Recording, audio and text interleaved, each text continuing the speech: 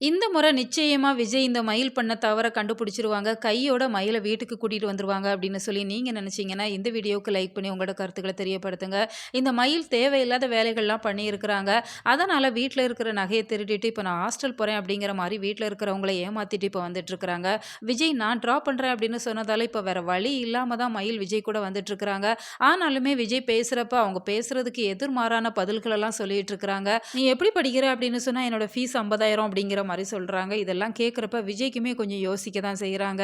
ஏன் மாத்தி மாத்தி மயில் பேசிட்டு இருக்கிறா? எதையோ நெனச்சு டென்ஷனா இருக்கிறாளே அப்படிங்கிற மாரி நெனச்சிட்டு இருக்கிறாங்க. இப்போ ஒரு வழியா மயில ட்ராப் பண்ணிட்டு வந்துடுறாங்க. இப்போ மல்லி கால் பண்றாங்க. மல்லி நல்ல ஒரு வேலை செஞ்சாங்க. ஏன்னா அவங்கள பொறுத்தவரைக்கும் மயில் மேல கொஞ்சம் அதிக பாசத்தோட தான் இருப்பாங்க அப்படிங்கிறதால, கையில காசு இருக்கோ இல்லையோ அப்படிங்கிற மாரி அவங்களுக்கு சடனா ஞாபகம் வருது. கையில காசு எதுவும் குடுத்தீங்களாங்க? அப்படிங்கிற மாரி விஜய்க்கு கால் பண்ணி சொல்றாங்க. நான் கையில காசு எதுவும் குடுக்கல. நீ குடுத்துருப்பன்னு நான் நெனச்சேன் அப்படிங்கிற மாரி விஜய் சொல்றாங்க. இல்லங்க நானும் அவசரத்துல மறந்துட்டேன். கொஞ்சம் பணம் மட்டும் போய் குடுத்துட்டு வந்துடுறீங்களா? அப்படிங்கிற மாரி சொல்றாங்க. ஏன்னா அவங்க பஸ் ஸ்டாப்ல தான் இறக்கி விட்டுருக்காங்க அப்படிங்கிறதால, சரி நான் திரும்பி போய் பார்க்குறேன் அப்படிங்கிற மாரி தான் சொல்றாங்க.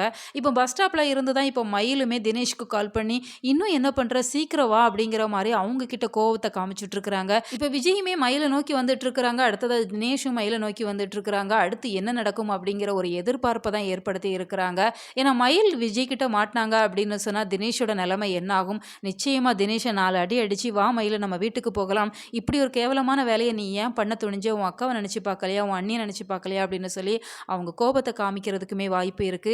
இருந்தாலுமே இன்னொரு வாய்ப்பும் இருக்கு. ஏன்னா மயில பொறுத்தவரைக்கும் அவங்க மாமா வந்திருக்கிறாங்க அப்படிங்கிறதால, அவங்க கொஞ்சம் அலர்ட்டா இருக்கிறதுக்கு நெறைய வாய்ப்பு இருக்கு அப்படிங்கிறதால, அவங்க மாமாவ பார்க்கவுமே தினேஷ மறைவா நிக்க சொல்லிட்டு அவங்க கூட போறதுக்கு வாய்ப்பு இருக்கு. எது எப்படி இருந்தாலும் மயில் இந்த இடத்துல இருந்து தப்பிச்சுருவாங்க அப்படின்னு சொல்லி தான் எதிர்பார்க்கலாம். உங்களோட கருத்துக்கள கமெண்ட் பாக்ஸ்ல சொல்லுங்க.